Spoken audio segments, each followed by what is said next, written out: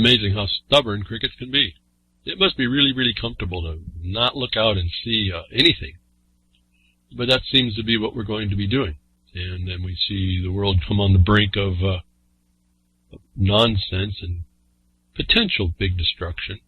I think there's actually cooler heads than the insanity that comes out of the United States anymore. But still, that shouldn't deter us from looking at what has to happen the next day when all doom is not set against us.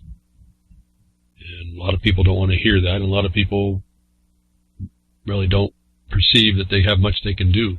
And not knowing what more to say about how that works out. If you've talked yourself out of doing much, then that's really the thing that comes on you, is that not much gets done. Now, so I came from a little different violation, maybe a little bit more stark than maybe a lot of people, but that's kind of driven me into a place where I started to really research, what is this place?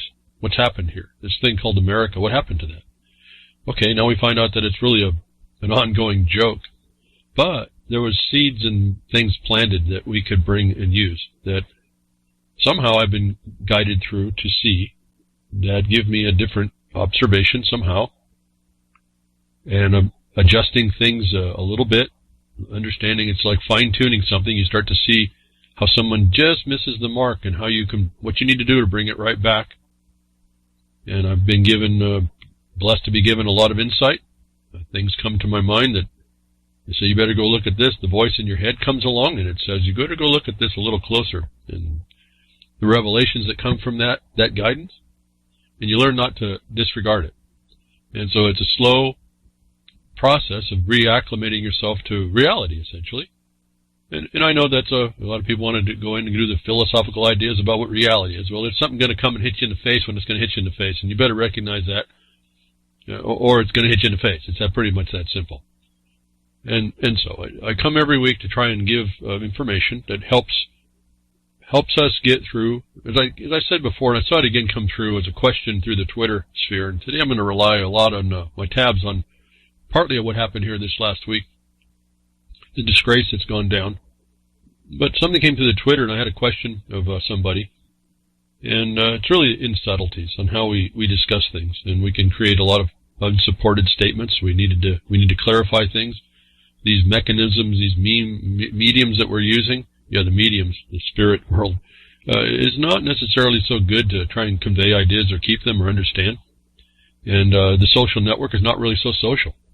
And certain observations can be made, and they can be misunderstood. And they need to be clarified. And I think part of that is, again, to divide us. It helps to divide us. So we need to not be divided. But we go along with our ideas, and there's subtle adjustments that need to be made, and we set in our ways. And this is all just our human nature, and we set in our ways, and we'll make our decisions and hold to them, and and there's cheerleaders, and everyone wants to see their opinion encouraged by people that may speak better than them, but it won't really address the underlying fact that. Now, I put it in the term of evolutionary engagement. There's going to have to be an engagement with this.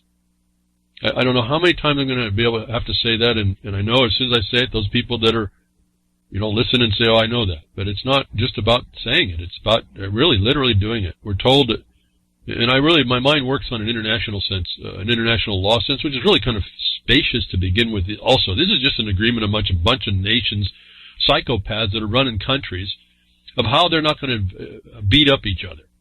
And it kind of works a little bit along the lines of Machiavelli as well, but this is time out of mind stuff that's worked out between kings and things, and you see it's violated all the time. So there's really not any international law, but we get to claim there's an international law sufficient to point out objective things that are reasonable when the unreasonable shows up.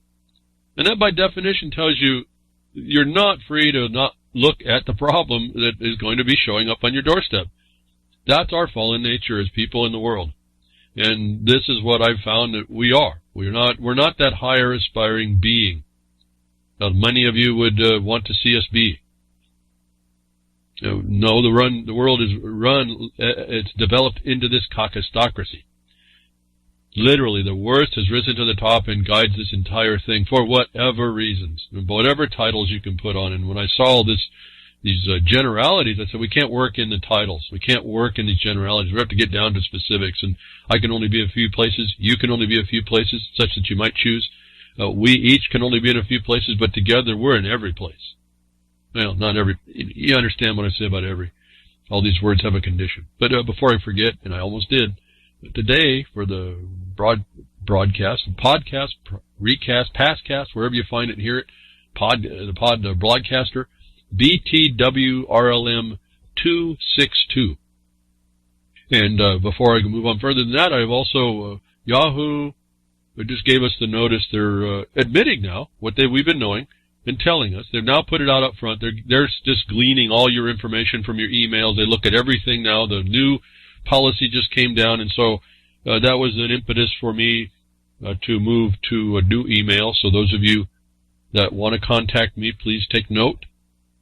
It's I did go to Proton Mail, and I'm still looking even for a different one. There's still limitations here and there, but if we're going to want a little bit more secure existence, we're going to have to start finding the places that we allow us to be secure. I went to Proton Mail, same name as before, markonthebeast at protonmail.com. markonthebeast at protonmail.com. And so I'm moving from Yahoo, who has another third-party provider underneath that, and it's all that information they're telling you now. It's right up front, what they've been doing all along, but now it's part of their agreements with you. And I've been having a heck of a time in avoiding agreeing to that agreement and still getting to my email on the Yahoo. So forget that. I'm not going to be doing that. I'm not going to end it. I'm just, because there's too many people that would contact me that I would have to divert to the new one. But for those of you that are contacting me, and I'll hear this, tell others. Markonthebeast at protonmail.com would get you to me. And if you establish an encrypted email, if you have the provision to do encryption on your end, we can talk encrypted together if this becomes a matter. And again, if you don't, then Proton Mail tells us right up front, for the purposes of limiting spam, they look at your stuff coming in and going out if it's not encrypted. There's not really much way we can use someone else's services and not have our communications, protected a bit. So those of you that have been contacting me that want to do the more encrypted stuff, like now I'm on Proton, you can contact me there, and we'll continue to work on this problem as our voices, our pathways to get the word out is being diminished and constrained, and analyzed before the fact. Everyone says, well, what difference does it make? You're talking all the time on broadcast. It comes out and they get to hear it, or you get to talk with people, and who cares? I mean, well, again, I've told you, this is whether people want to really realize that this is a war, and the kind of things I get into, I don't want the enemy to be able to have advance notice of it. In fact, I was talking quite a bit this week again. There's a serious reason why you make a record, and you load that record with all the obligations of the one that's coming against you that they weren't supposed to.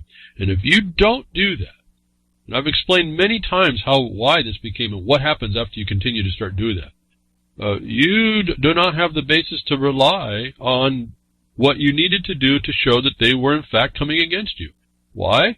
For all we might disagree with it, there's a presumption that government's good. Government does no wrong.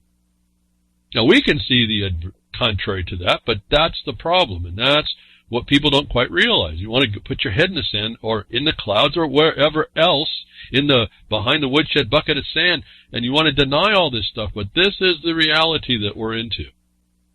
And it's gotten so bad and so just vile, and things are coming at us so fast. I don't know that people are really wanting to be aware, but I still show up every week so far as I can, so far as I'm allowed, to tell you these things that help tremendously. When you start working the way I'm saying, things change a lot different between those that, these are just people, folks. They come underneath the color of some authority. They're authorita, and I'm showing you and explaining to you how you set up a record that exposes that. We have an additional problem on what's the remedy. I don't have solutions. And that's what came up on the YouTube. Somebody said they had on the Twitter. They were saying their solution was, and I'm looking at this thing on the context of what was being said. I said, well, that's not That's not a solution, and it's not relevant, actually. It's predetermined that there'd be a problem. You can't have a solution to something, a choice someone else would make, and has already stepped into the poo, if you will. You can't have that solution. And I've been against solutions. I'm not really a solution-oriented guy. And solutions, and this is not to denigrate the one who was looking for them, because people don't know some of this basic stuff. We all think we know stuff, but we don't really know how it's being used against us. Solutions are a part of the outcome-based consensus processes that destroy our lives today. They've got us buying right into the fact that solutions are possible. We don't realize, unless you're the one creating a system method that enforces the outcome-based solution to what they want to do, you're not a part of it anyway. So it's not any solutions are essentially felonies. So what I was seeking out is really more what's under law, and I know everyone will laugh about that. It doesn't matter. You can laugh and not use it, and can just have the world happen to you. Or we can address this problem. But the law requires, and relying on that objective basis, that's all I rely on it, because the other side, whoever becomes your enemy, cannot deny the black and white. It sits right there. They can deny everything else, but they can't deny that. And so that's what I say, that's the basis that you start from. And you assert that. And it's not a solution you're looking for. You're looking for a remedy. The problem is, this caucustocracy is I've been telling you for years, you're infiltrated and surrounded. I was not joking. It's not just some stuff I say. It is so ingrained in this system right now. It's really beyond. It's in your pores, and you don't even recognize it. And I talk about detoxing. Wow, we got a big deal to go. But let me get off I get lost on my thoughts, and we got really much more important things to point out. Whether or not we can do anything, we have to understand there's a reality out there. We're going to have to somehow respond to it. I heard a lot of people I respect over the week really disgusted with this thing that came down on this world condition, literally looking at World War III starting. Part of me was saying, no, and I have to give credit to the Russians. They are sitting playing a game. You have to understand, they really aren't the power. The United States really wants to be stupid. The United States has a military that can just destroy probably much of anything. But being in a material and personnel limited function, Russians play their game very, very, very well. And they're willing to pull their own doomsday button to save themselves. And they're also not sitting around waiting for permission. And they are not necessarily in a very powerful place. You have to understand, in Syria, they only have a couple bases. If the United States wants to take the troops that are sitting just outside the border and inside the border, and the terrorists, they probably have a whole lot more armament and personnel that can come to bear on Syria if they want to truly invade it. It would be we're talking World War III there. But Russia couldn't stop that. But you see, over what happened, if you don't know, the United States decided they're going to make up stories, and they decided that chemical weapons was going to be their hook. And it has been. It's all a lie, but it doesn't matter. These people don't care. These psychopaths, sociopaths, whoever you want to call them, these are criminals. They don't care. And they'll use whatever they think is plausible, and they get a bunch of people to believe them, and they're all in everybody's pocket to believe them, and they make up these stories in order to so-called justify attacking people. But you see that they didn't. The United States attacked Syria through its so-called coalition, the gang.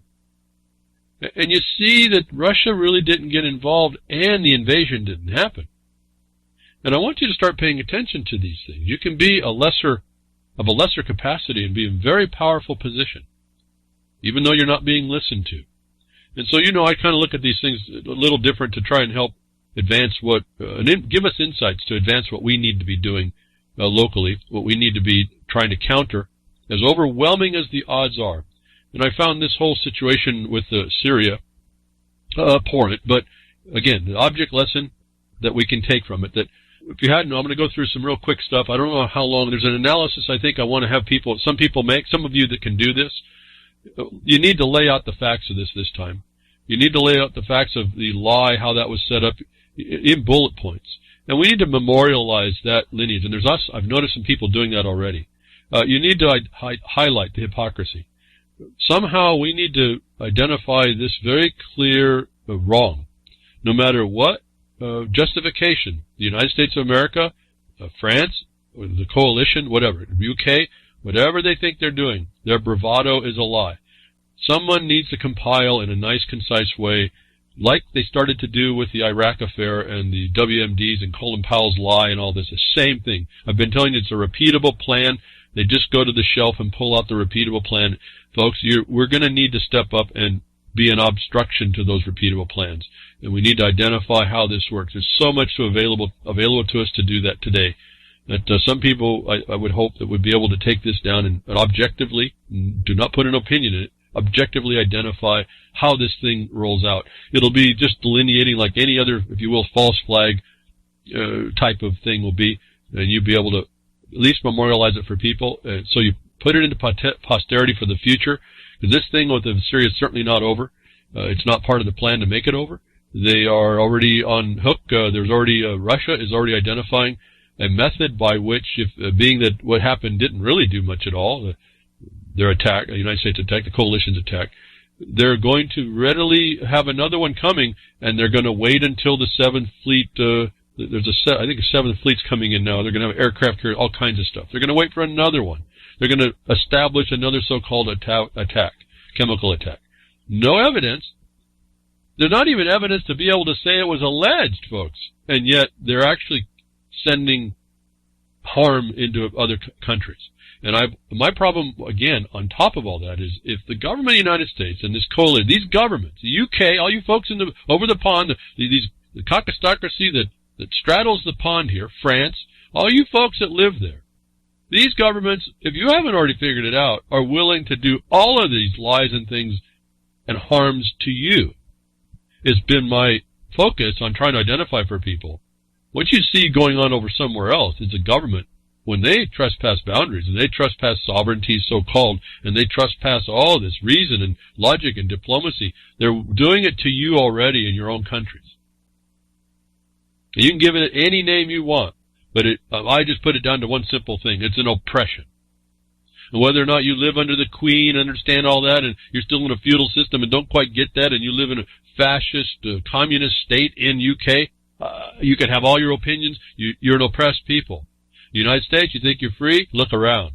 You're an oppressed people. You live in an open-air prison. If you haven't listened behind the woodshed to see that, I don't know what you're listening to. Now, we see that, and okay, what are you going to do about it, smart guy behind the woodshed?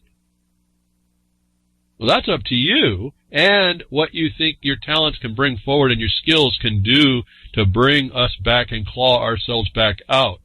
So this thing that happened minutes ago, the United States and France and the UK, and I heard something on Freaker's Ball through chatter in the chat room, that if you organize France, the UK, and US in that order, you have an acronym that works a little bit better for what's going on. F-UK-US, you pronounce it. It was pretty cool. Thank you very much for that contribution. Trying to keep it clean behind the woodshed. But this is what's really going on when you see this, how this works out, and I don't disregard that at all. And I appreciate the insight of that, that the France, the UK, and the U.S. launched a barrage of cruise missiles towards rural Damascus, causing massive explosions near Dumar and air base in eastern Qalaman. That was the notice we got on, for us in the States, was Friday the 13th. And it wasn't Friday the 13th for Damascus. It was the 14th on a Saturday. So I see right away that they're playing jokes. These people, these caucusocracy in high places and low lives in the bottomless pit of the stinking abyss, these people are joke. They think this is all a joke. Now, luckily, all the mighty millions and millions of dollars, well over $100 million of dollars, looks pretty ineffectual. It is the tail of the tape on what's going on over there, and I think necessarily there has to be some kind of a reckoning that the people of the United States get beyond the divisions, start organizing into let's make sense of the world again, and then make it make sense of the United States, especially for us, because that's what I know about. I don't know about anywhere other countries. I don't know what your attitudes are. I don't know how you've been infiltrated in your mind and controlled. I have a sense of how we are infiltrated in our minds and what causes us to work or not work. Not to the point that I'm a Tony Robbins to get you all inspired, because that would also be a violation in my mind too. But I try to encourage the fact that we need to really look at these things and not be complacent and not let what they know we will do, which is be apathetic, and they let us play into that. But so there was an attack minutes ago, right? And I was thinking, as this thing was working along, I ended up being a little bit sucked into the disgrace of it all, and wanting to keep making sense of this. And Twitter really was the premier place to get information. The whole world is in there giving information, and you have to parse it through. But there was such a lag between search engine news and what Twitter was putting out. It was phenomenal, actually, to watch, and to be really given minutes notice on things that were going on that, for the most part, looking at the more proper people that are putting out the information, was true. It held true, and it has been holding true. But another story that came out to give us at the moment, a decision after the fact, blasts reported minutes after Trump announces attack on Monster Assad. And a little bit of these statements. Remember, I've always told you, I say it all the time, if you have pointing out somebody's defect, watch out, you got 3 pointing back. This, I think, comes back as this statement right here, Monster Assad. This was referencing Trump's discussion about Animal Assad, Monster Assad. He's pointing and naming somebody. So, okay, be very careful when you point somebody out and give them a title. You got 3 fingers pointing back. Be cognizant of that. And this, I think, starts to come out here in this fiasco, disgrace, disgusting thing. I told you, folks, I'm losing the adjectives. It gets so bad, there's just no adjective. It's just a crime against everybody. I don't even know if it can be even strong enough.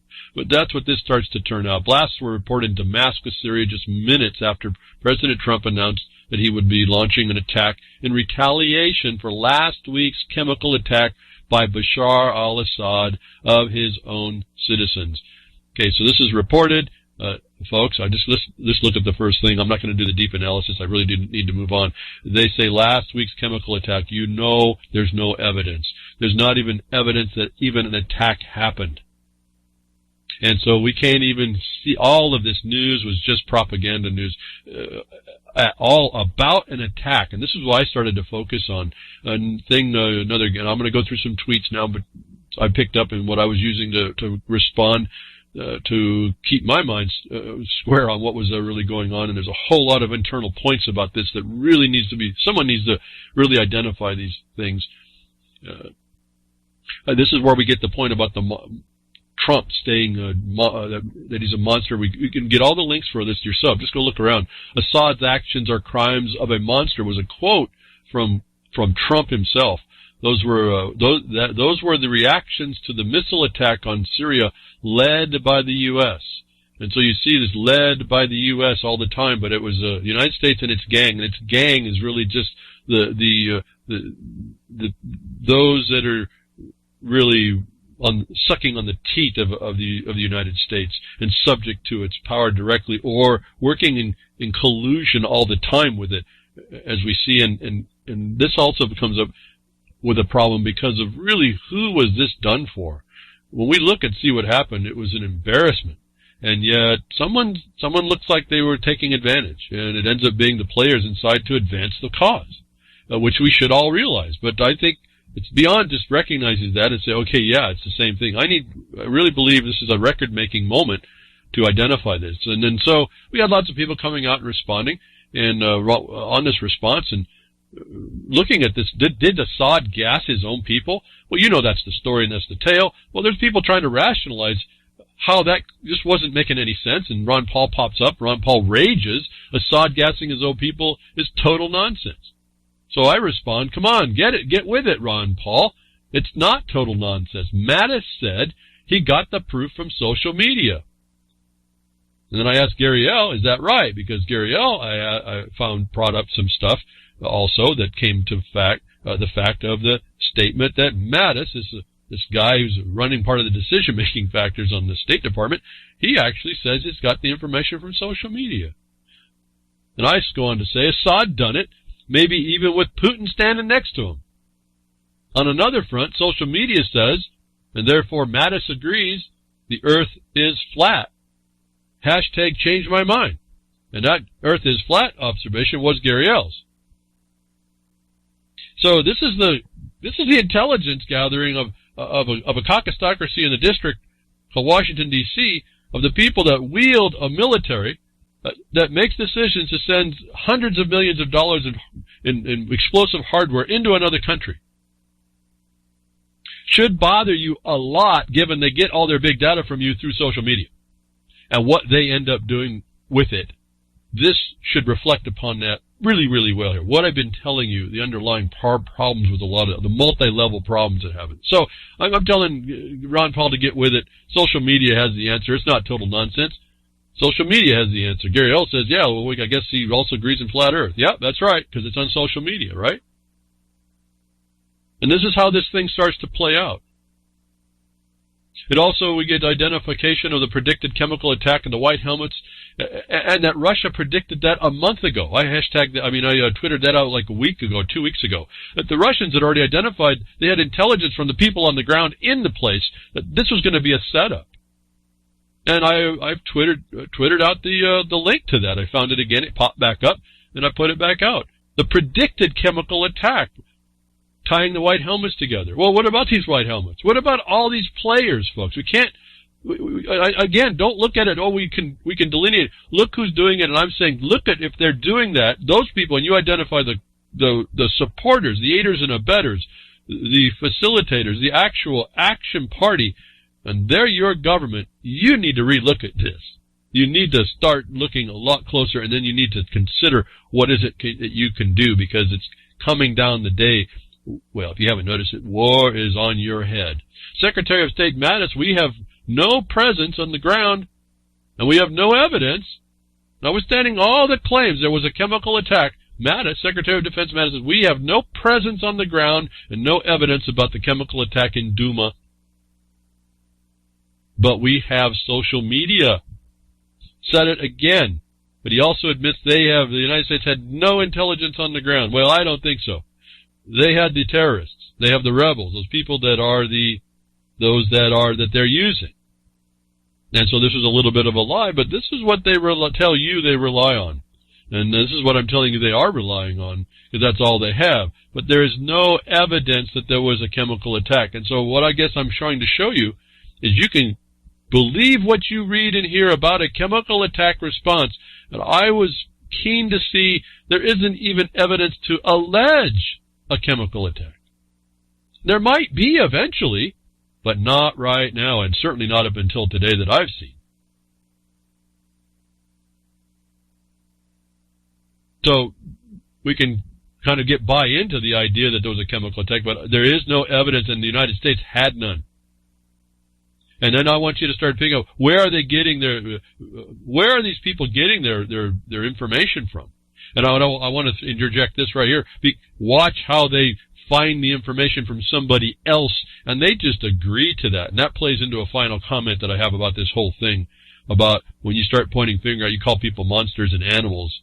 Watch out that you're not really blurting out what you are. And we have a little bit of connection, a methodological connection, how this is repeated as well.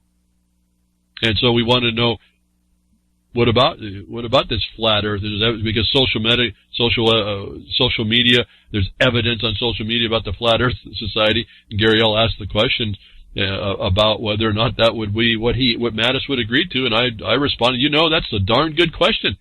As Mattis, 2 Ds, Mattis, I would likely say, quote, it is clear, unquote, being, quote, highly likely from the lips of God and all. You understand the point is they use these words, these are conditional words, they have no proof, and they tell you right up front that that everything was likely, and it was clear it was highly likely. Means what, folks? And I see arguments all over everywhere about this thing, instead of looking at, wait a minute, you're an idiot. We don't have a fight amongst ourselves on anything when we have people that are using this kind of language in non-justification. Highly likely is clear? Are you kidding me? And we agree with that because I see other people, partisan activity here. which is that's an indicative of us, the people, and how we're incapable of dealing with this lunacy that pervades the caucusocracy. So we can keep. My views are not the best views necessarily. They're just views. There's people I see. In fact, I see it in the chat. If you haven't been in the Raw Limb chat, you need to get into it. There's a bunch of people in the chat that do have insight that are talking. I don't even look at it because it distracts me. But good insights are added on top of what I say a lot of times. You need to maybe see that. And I'm sure it's probably going on now. But there was lots of things that were pointing out that we could buy into the fact that there was actually a cause. And there's literally no evidence, and the ones that are talking about it, folks, are agreeing there's no evidence. And so we have a whole lot of problems if you were on one side or the other of agreeing with the attack, not the attack, there was foundation for the attack, agree to the justification, then you're not thinking clearly, because the people who were saying they were justified, and they try to raise it to a moral ground.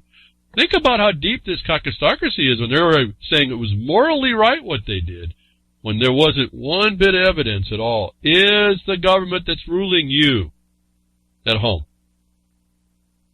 And we really should take note of this beyond this fiasco. I mean, really, it's just a disgrace. I don't even know what to say. So what we ask about that disgrace, what is this thing? This guy that's in the office. For years, Donald Trump pushed for U.S. to get out of Syria.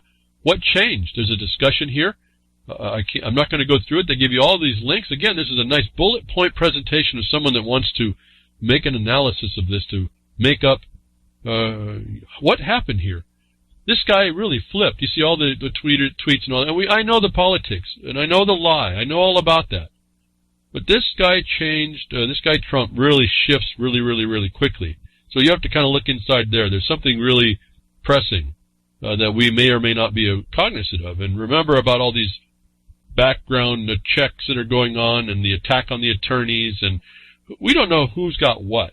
We do know that the intelligence services have a whole lot of things. And these people that rise to the top in the caucusocracy got dirt on them.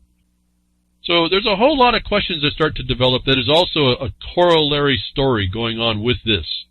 But we try to do the analysis. Where'd this guy go? I mean, he was saying he called it would be foolish to attack Syria. We've got to stay out of Syria. We've got to do it. Well, what happened, folks? Now he's on there's not even evidence. We can't even say the evidence. Mattis says there was no evidence. We can't even say there was evidence, notwithstanding what what Trump says, that they have evidence. Notwithstanding what Macaroni Man says at France, they got evidence.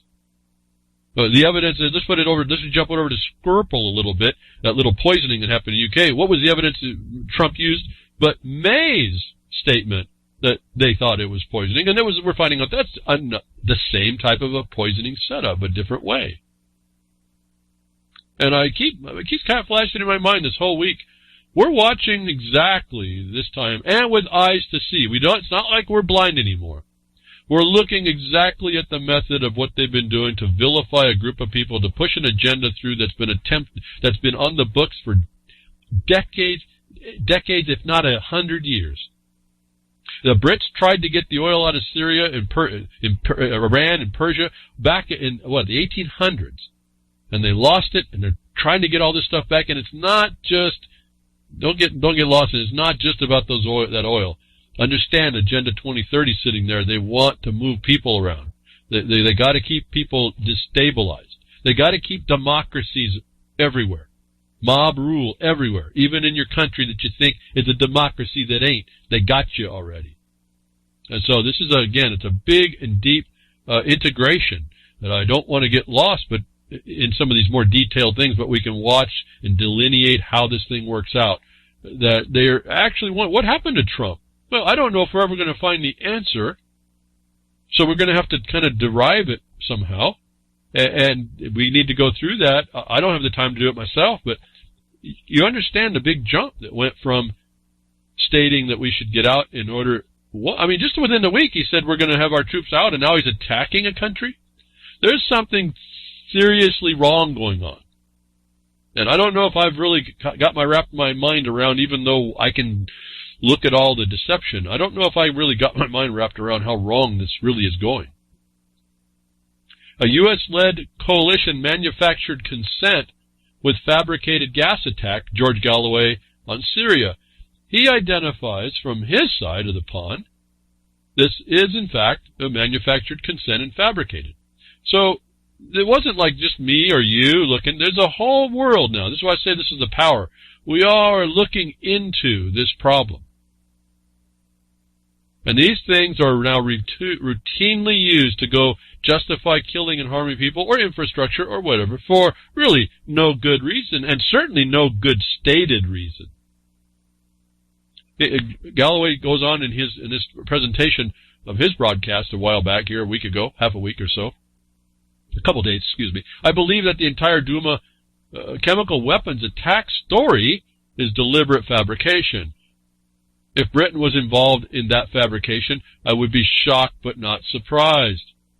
Well, Mr. Galloway, anyway, go on. He goes to say, it stands to reason that you can't risk, even if the risk is small, that the OPCW, behaving with professional integrity and saying that there is no evidence of such a chemical weapons attack, and certainly not one by the Syrian regime. Well, Mr. Galloway, you've just offered a bunch of problems. If they were behaving with professional integrity, in the Skirple report is now challenged whether or not they actually are being forthcoming. Their level of candor seems to be falling short. So if we're bringing up this whole thing onto this OPCW chemical weapons group to check for all this.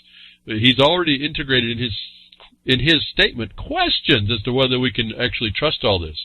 The Russians now have come out in the Skirple and said you weren't really telling the whole story on the Skirple poisoning. How now, even though we've asked you to come in, and Syria's asked this OPCW to come in, where is the trust anymore anywhere? And you need to understand that problem, because there's no independent review, actually. And this is another disgrace about the UN. How many times was it stated, or moved a couple, that Russia said, we want inspectors to go in to check over the fact that we can't find evidence of any chemical attack. What is the evidence? We want an objective basis. Why would France, UK, and the United States and the others say we don't want to inspect that? That's a big clue by itself. And then we find out an interesting new twist as well. When the Tomahawks went in and hit, well, which ones got through? Only 30%. A couple that went after the so-called chemical weapons factory was actually a chemical factory that the OPCW used to have as their home office for chemical testing.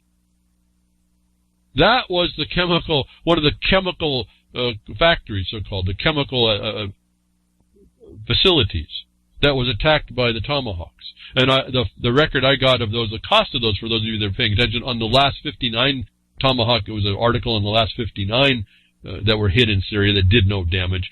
The price that they show, those are each at $832,000 a piece, for those of you that are keeping track of what Syria did to knock out 70% of those missiles that were sent in.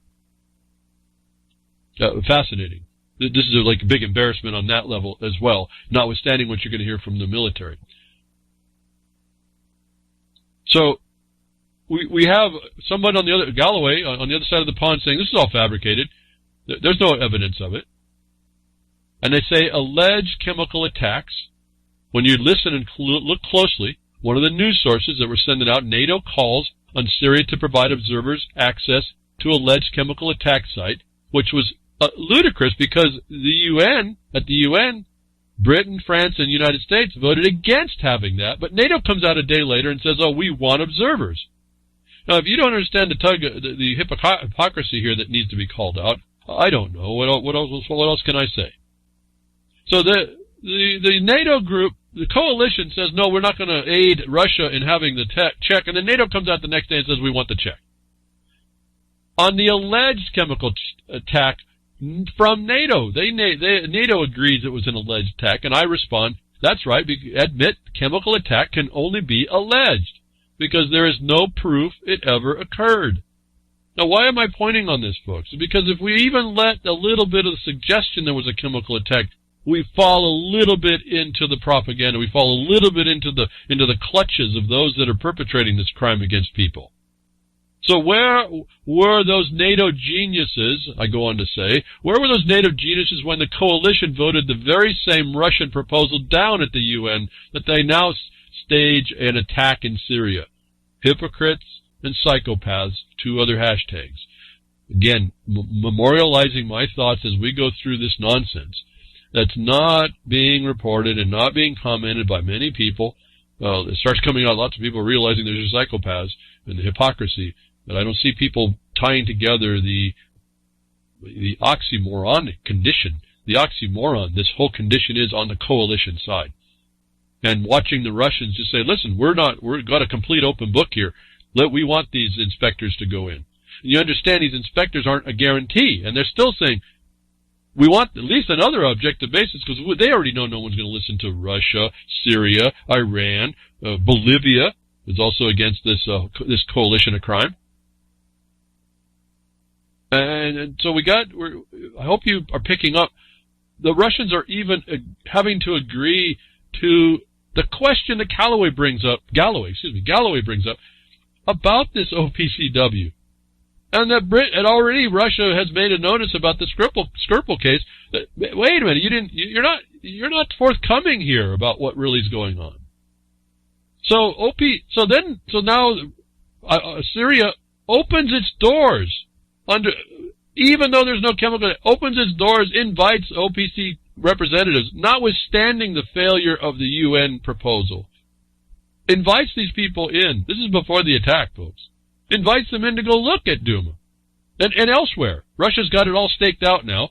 And they had just taken down the place, and that's another suspect thing. Syrian army took out the rebels there, and it was almost right down to the last day. And now Russia goes in and can seal it off with their police force, their policing force, not their military force. And they lock it down and they say, okay, we're going to provide protection for the OPCW inspectors to come. We want you to come on in here. And trying to invite this thing, notwithstanding what happened at the UN, and then the attack happens. So the attack happens while the inspectors are going to check the validity of the failure to find chemicals at all, chlorine, sarin, any of it. In other words, there's no evidence anything happened. There might have been some explosions, but it, again, was this lie perpetrated by the rebels, the Israel, Arab, United States infiltration of a sovereign country under the auspices of fighting terror, being the terrorists themselves. And this is another big deal. The United States is a terrorist, and we can't get away from that right now. So we can tell ourselves stories, and we can turn our head away, and we can say, oh, we knew it, or we can start looking the fact. I wanted you to see these people are willing to rise crime and levels up higher than I think anybody appreciates, and that's turning in on you. Wherever you really wherever you live. So I wanted to kind of get the idea while the OPC was in town. I say, so while the OPC is in town, can you have them mosey on over to those places attacked by the United States that was claimed to be the facilities of the chemical weapons? Check over there to see if there's any chemicals at all found. Would you? Thanks. OPC to start investigation into alleged chemical attack was what I was responding to. Do you think they would go over and look at all the places the United States said they destroyed and find out if there's any actual chemical weapons there? I hope so. Notwithstanding that the OPC is not actually an organization that is that professional, it seems, as Galloway may give the question up. To me, I wouldn't have known that. I have my inklings about that, but he understands that there's a problem. But we're willing to even have to see, we're down to so it's so bad, we have to take the word of something that's questionable over no word and evidence at all, or we give it over to those that are screaming the loudest about the problem. So then there was other insights coming on the internet, the timeline. You decide who's got who by the short hairs. And this talks back to Trump. What caused him to change? Trump gives speech April 3rd, Trump gives speech that he wants out of Syria. April 8th, FBI raids Trump's lawyer's office. April 8th, allegedly Syria executed chemical attack with no proof even now. And this is written on the 14th. April 13th, Trump bombs Syria. And Dr. Shiva Ayyadurai, a PhD at MIT, who claims to be the inventor of the email, he might be, I don't know, I didn't look that far. He points out again, bullet point chronology of what happened here. And it starts to point that there's an underlying thing going on. For those of you that are all the deep state conspirators, that's what's functioning. Okay, we can give it a name. Go ahead and call that. But this is the power brokering power wielding that's going on potentially behind the scenes that somebody recognizes by giving the short chronology. It's a question, what he's pointing out, but it's a valid observation because the question hasn't been answered, has it, in any certain way? Now, another reason why this might have happened, or what's the imposition of why something so really crazy, it's insane to do what they're doing. Not to say that we didn't think about that these people are insane anyway, but this is, again, it's the icing on the cake thing. I don't know how anybody can turn away from these proofs. Now, we can talk about it. We can say, oh, we understood it. We can disagree with it, but to disagree with this, and that's all, isn't going to be enough. France, UK, and US, the UK-US, claim that they have launched a combined attack against Syria. All three countries were recently visited by the dictator of Saudi Arabia, Crown Prince Mohammed bin Salman, who met with their respective heads of state. This is from WikiLeaks, from the Twitter. And from that article, the Zero Hedge WikiLeaks secret cable over from the Saudis was to, I'll quote, it says, overthrow the Syrian regime but play nice with Russia. This is a secret cable that was intercepted or sent in to WikiLeaks, which WikiLeaks on the Twitter explains that this is also consistent with the Saudi Arabia meetings right before this is going on. So this brings up another element. Not only do we have the deep state problem, we have another thing going on that Saudi Arabia with the United States, and we know all that story. Well, who is really working with, Saudi Arabia is really working with whom? And this is what we end up saying later. Everyone will see a Twitter where the monkey, the gorilla in the room is being ignored, that the United States is invaded Syria already, taking over a third of the Syrian country. But I said, my observation was, well, who's the monkey on the back of the gorilla? It's this little pipsqueak sitting over there. That the Saudis work with Israel, who just happens to attack at the same time, not named, but they attack at the same time as the strike, and 4 days before that as well. Then we get this reminder from Sarah Abdallah, the Al-Qaeda-linked group which originated the claims of the government-orchestrated chemical attack on civilians in Syria's Douma, called the Army of Islam, is and has always been state-sponsored by Saudi Arabia. And we got a little picture here of the Lebanese, I think, Prime Minister, the one that got sucked on over, got held for a while at Saudi Arabia. We see Macaroni Man, Macron from France, and Saudi Arabian Prince with his hand on his shoulder. The Sarah Abdallah reminds us that the Army of Islam that was in Douma was a state, Saudi Arabia-sponsored terrorist, essentially. All these people are all coming together. There's a focal point on all the players. And don't forget the monkey on the back of the gorilla. Because this is how this is all working out, as we be careful not to be focused in other places about what the underlying problem with this is. And again, I'm not saying it's to the exclusion of anything. It's happening in the United States, in the UK. This is the same methodology, and the same people are using the same sort of corrupted influence. I guess that's really more, as I start seeing this, my point. It just keeps telling us what the real corrupted influence is. And people, for some reason, somehow are beholding to that. I haven't understood it, but I'm not supposed to know that, I suppose. I respond again as it was coming through. A gentleman named Maxim A. Sukhov, very interesting. He's got a very interesting feed. And to remind you, on Twitter, I can't go follow, and I can't do lots of stuff. I don't know what it is. It might be my browser's locked down or something, but I get a feed. I get to do a couple things, but I can't go follow people. So I have tabs open. When I find people, I follow them that way. But he had a lot of nice information from a lot of different people as well. Says that Syrian ambassador to the UN stated everyone talking about some detail, but when this is after the attack that had no basis, notwithstanding what the Kakistocracy, the criminals are saying that they had moral right to do. Everyone talking about in some details about the 400-pound gorilla in the room is illegal U.S. occupation of 1/3 of Syria. Some say they fight ISIS, but it's the same France, U.S., UK, that first aided Daesh, other terrorists. But the three can't ever be our partners. Session ends. So there was no acknowledgement of what the real problem, that the United States is the terrorist. But I wanted to comment about the little monkey on the back of the gorilla that's being identified that doesn't get any air, that is still doing attacks. It's known to be an occupier by the world and by this through agency, and will do nothing to stop its influence, its needs, to stop its function, and will do nothing to stop the crime against the nation, even in alleging that there's a chemical attack, or even sending someone that's in from their own organization to go check out the facts.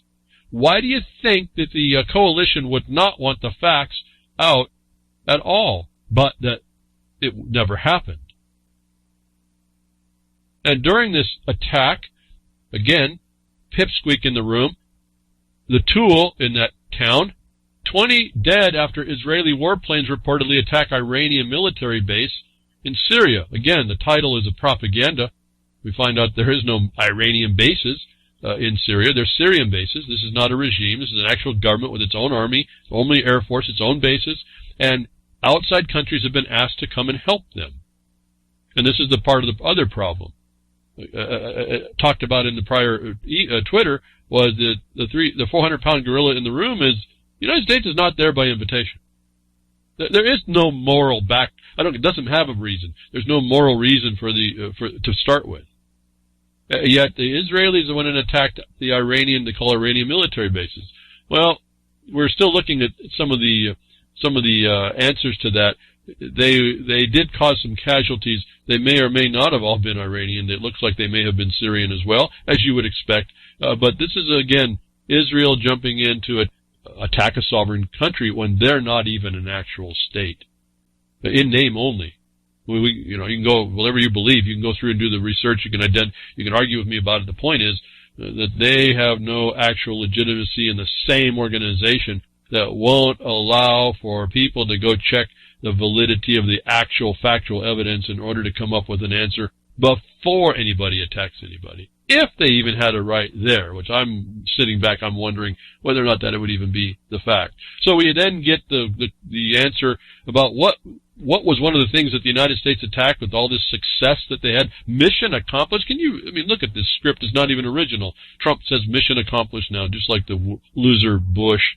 But we find out that one of the hits was the Tomahawks were programmed to attack building that produced cancer drugs. There's your chemistry, folks. That's your chemical weapons. How they twist these words to be the truth and be the lie. Western powers claim their missiles struck at the heart of Syria's chemical weapons program, but what they destroyed included a scientific research institution producing cancer drugs. And because of all the sanctions, these cancer drugs and these other drugs that have spin-offs can't be brought into the world if they're any good. Who knows whether they are or not. This business was actually owned by an American company. American company, if you go through and read the story. I have to rely on this. I'm not there. I don't look at the paperwork, but I'll take it on face value at this point. Looks like an inside job to me. But they're after the medicine of the that this research institute also does other medicines for the health of the people of Syria. And so they destroyed that. That's an attack on the people.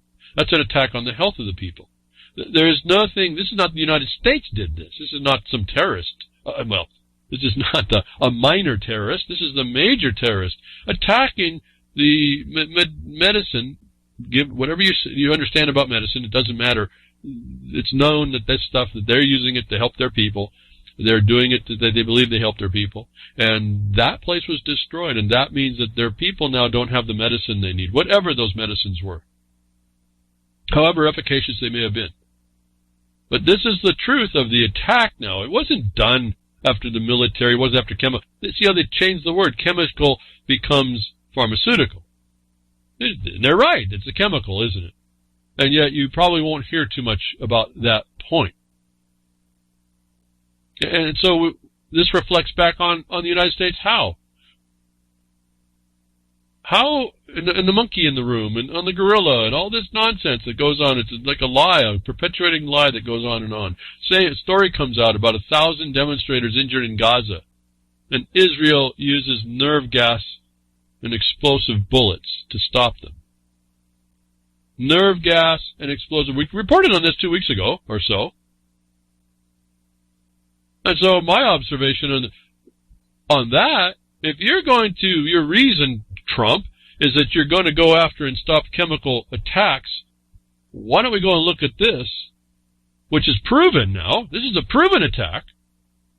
The proof of a chemical attack, and I say, I'm telling Trump, I put his name, proof of a chemical attack was this Gaza story about Israel nerve gassing their people and shooting with exploding bullets.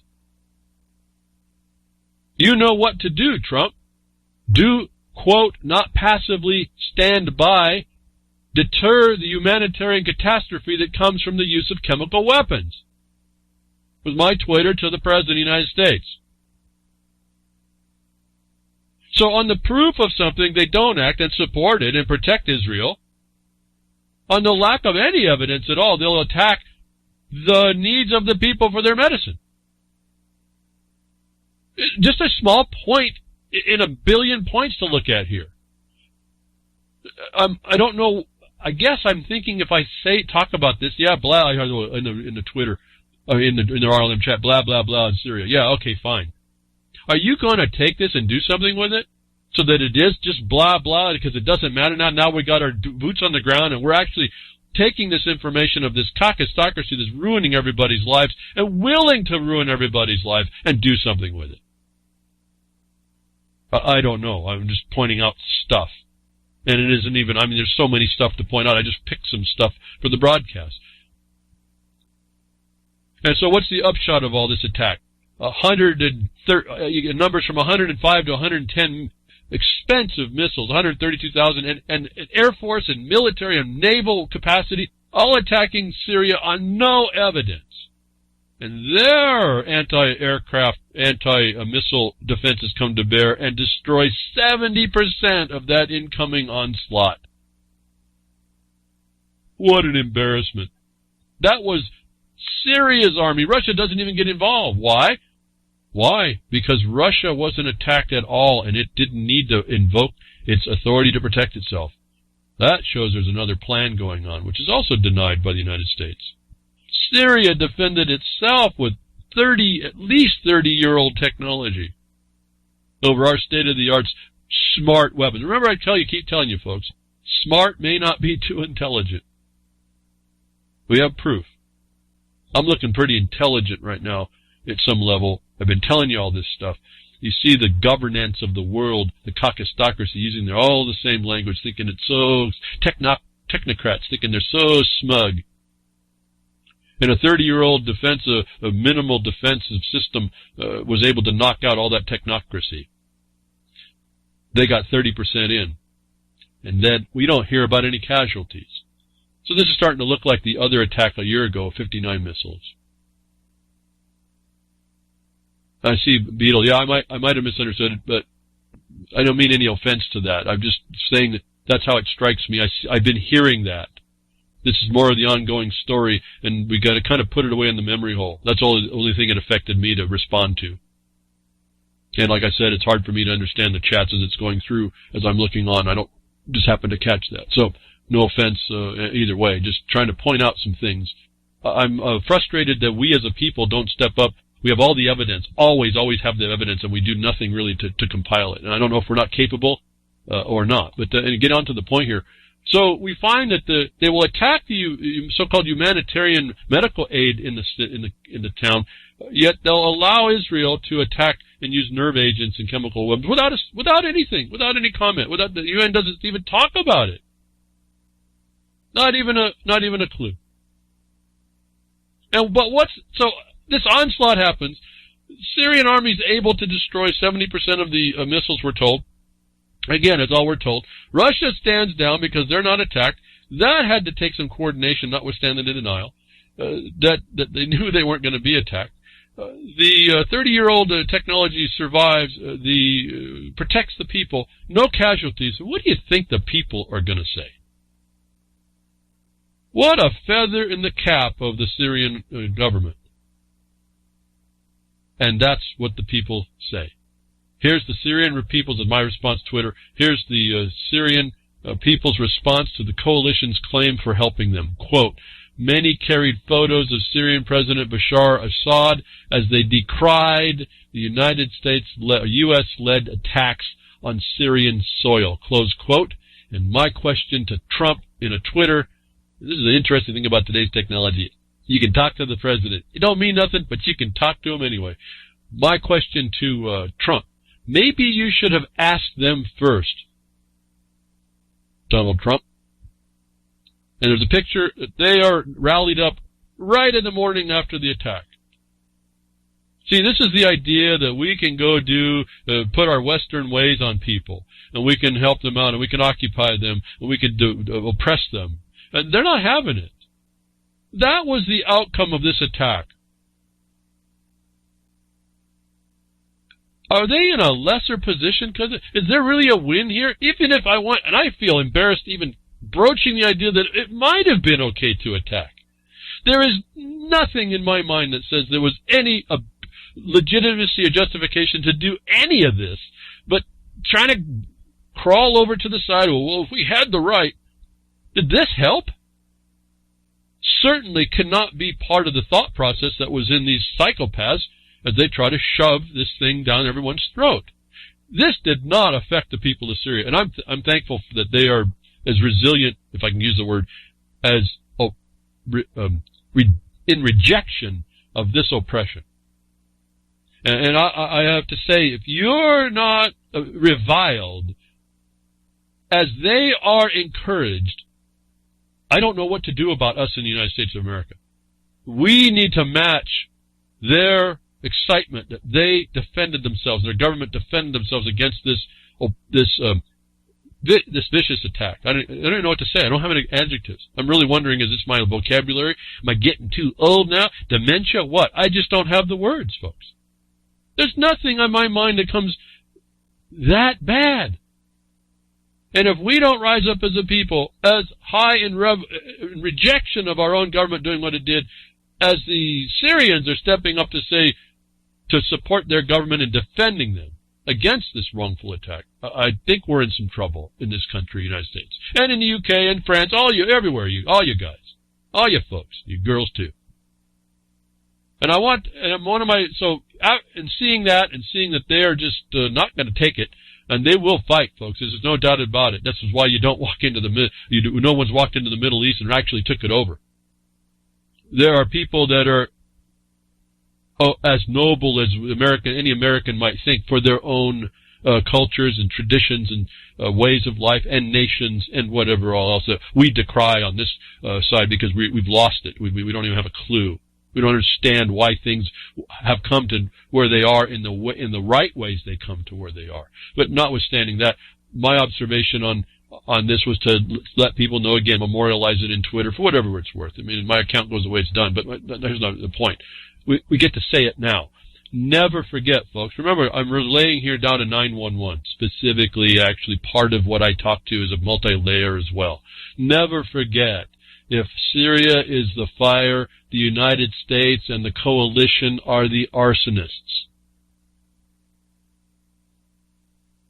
Okay, we got to get that understanding without equivocation, without any thought that we can leave it there. We have an arsonist to arrest, a bunch of them. And if they're willing to burn someone else's home down, they're willing to burn your house down. And I suspect they've already burned a lot of it down, and just people haven't noticed. Not like I notice. Not like how I respond. Not like how I can point out they're the arsonist and don't put myself in jeopardy, or those anyone around me that would be listening and need the help. Never forget, folks, this is all part of the same method that got 911 fired up. That was predicted years and years before. This is how they manipulate the world to get us into the point where they're extrajudicial. And if you listen carefully about the UN, you'll hear that essentially no country, but in particular because the U.S. is the biggest thug, the biggest criminal, the biggest terrorist, the biggest arsonist. They'll tell you, if you listen very carefully, the United States is not beholden to anything that's coming out of these things anyway. See, the entire world has gone extrajudicial. I don't think that people appreciate it when I told everybody that. But this is where it goes.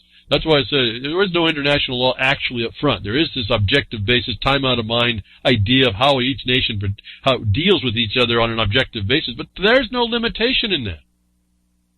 And the United States is the foremost example of that failed condition.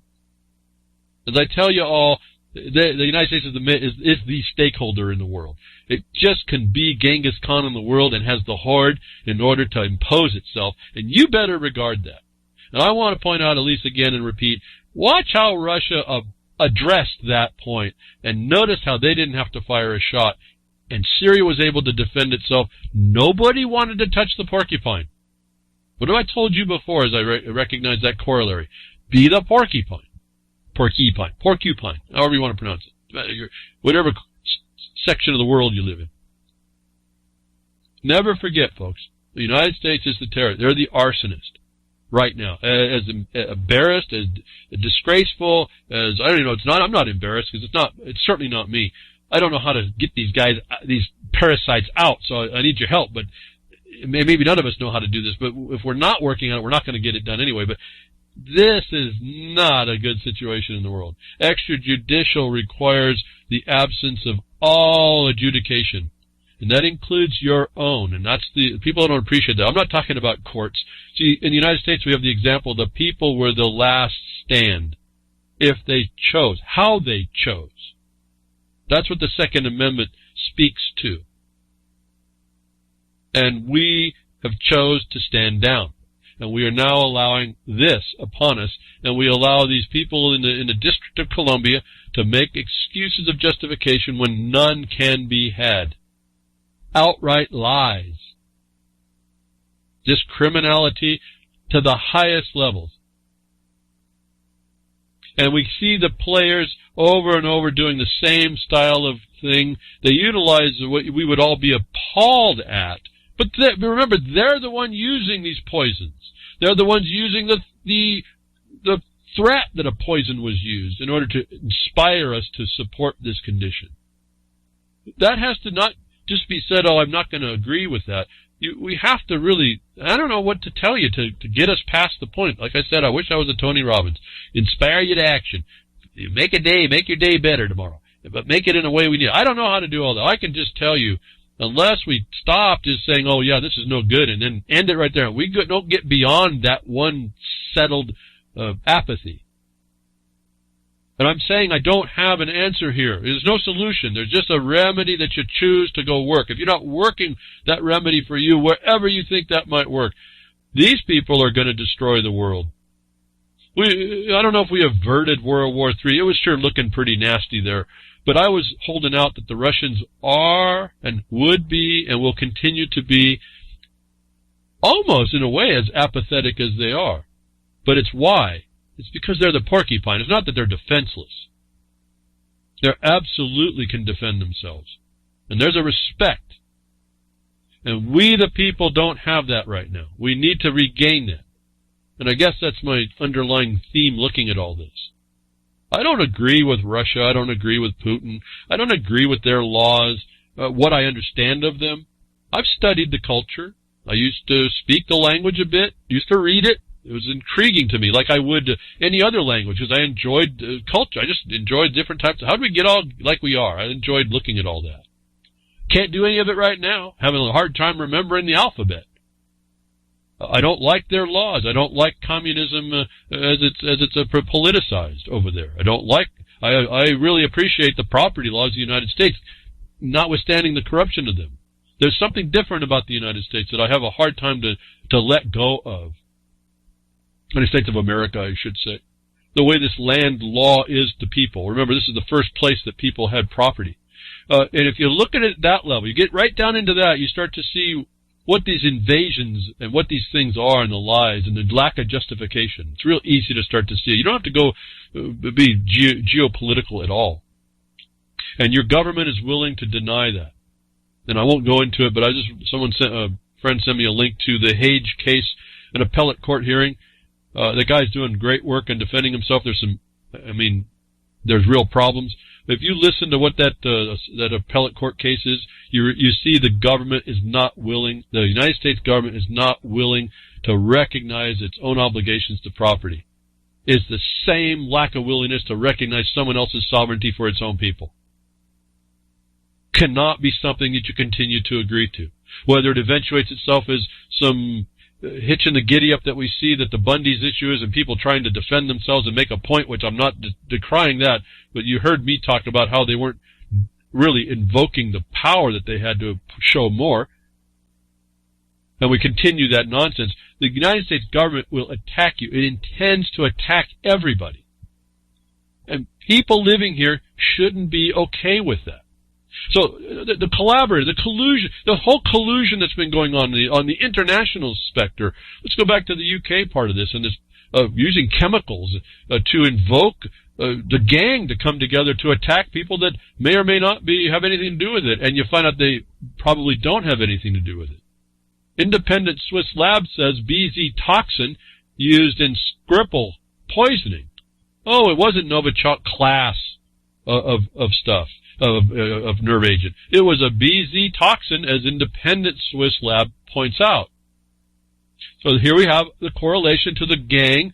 May said we likely believe, highly likely, that the Russia class made nerve agent was done. She tells Trump accepts it. May was wrong, and she knew she was wrong. What kind of a monster are we talking about there? If we want to talk about Trump, going back to the beginning of this whole thing, where Trump calls Assad a monster on no evidence, and none can be found yet. An animal Assad. What kind of a monster is she to lie like this and convey that over to Trump and him to accept it, folks? I'm just reading headlines on this. I could go and read the stories. Understand, these liars will lie and continue to lie, and we buy into the propaganda that the lies are okay, and no one shuts this down, and no one has the power to shut it down. And until there's this volume of rejection from all sides in the people against what's going on, I don't think this day gets better for us. Russia can only be pressed so far. Listen, if you just look closely, they have doomsday buttons. It's not like the United States doesn't know that. They are not bashful to destroy you with everything they have, even if it means they may come to the last shred. And we are trifling with that as the United States. The United States, the caucusocracy. I tweet out after watching this may or may not, now the BZ independent lab, not Novichok, lie on a false witness, but I guess to the most point, false witness going on. If you don't understand the power of what we're told not to be the false witness. Trump is a false witness, May is a false witness, Macron from France is a false witness. These are all false witnesses. Now I ask on Twitter, how big an animal are you to that you take the word of a monster. How big an animal are you, Trump, that you took the word of a monster regarding the Skripal poisonings? Remember, the sovereignty has an obligation to do sovereign right. You want to talk about being a power to beat down everything? No, you have an obligation to do right. I think the example of that you're seeing more appropriately in Russia. And my statement after the question, how big an animal are you to take the word of a monster and then attack people? Allow false witness, to destroy diplomacy in the world, to destroy peace, if you will, escalating to the point that there's no peace and no way to do it. I identified, in my view, my thought was on this, and based on what Trump had said, pointing fingers. Remember, Trump is pointing fingers. Called Assad the monster. Called Assad the animal. Animal Assad, he said. Without evidence. Animal Assad is a cuddly puppy compared to these swamp creatures straddling the pond.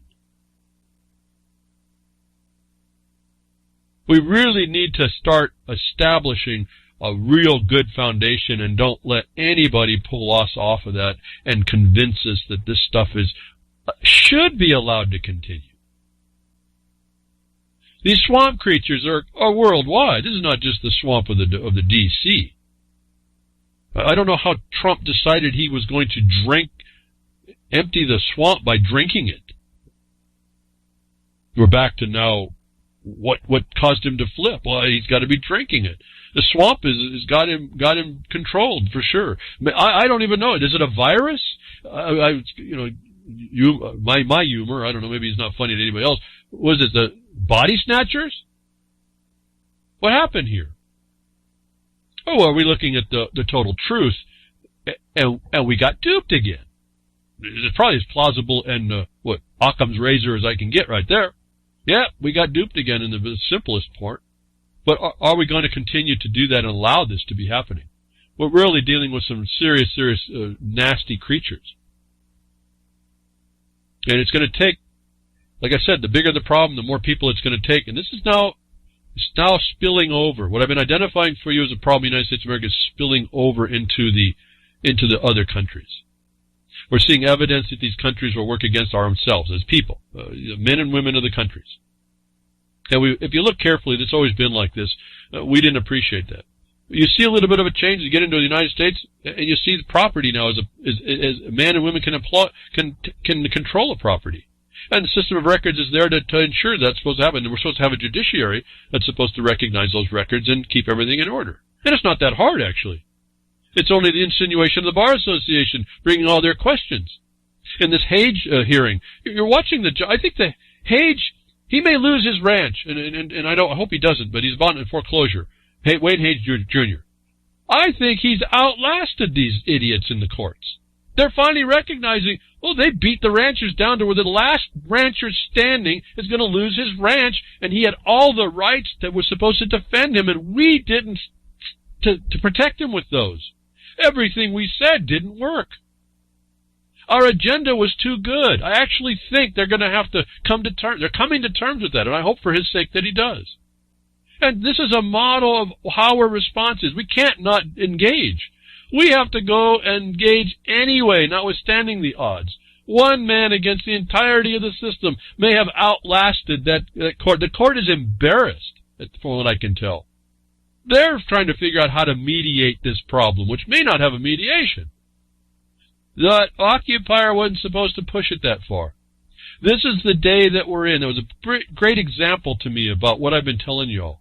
We can't just sit back. We have to keep pressing them to the wall until we have nothing and about to lose it all. And we're still going to stand there anyway. He's a bit of an inspiration in that regard. Whether it all turns out that way for him, I don't know. This is what I could see. The people in the glass houses and the judiciary, so-called, are looking at, they completely failed. Whatever they said doesn't work. These administrators, these bureaucrats, really are terrible. And these people that live in the glass houses of the judiciary are finally having to come to terms. It took a guy 30 years fighting in the courts to find out you don't interfere with your productive capacity. And this is where we see the whole global construction. For us, the United States, this is now the disgrace that Trump is now showing himself to be on the international stage. That can be said to be in our name, and we can denounce it, but I don't think that's really going to be enough. We really have to integrate as a people. Stop all this division. They want us divided. We have to figure out, do we want this in the world as an example, and do we want to live under this? Because as it looks out and does this to other people, I'm telling you, it turns around and it beats you down. The Hage issue was exactly that. I mean, spades. And this is one man without an attorney who did his own, who defended himself. It was hard. You understand what he's done. He had a whole ranch to run. Yes, he's about lost the ranch because the government kept him from all the things he needed to make it viable, even though the law is supposedly saying otherwise.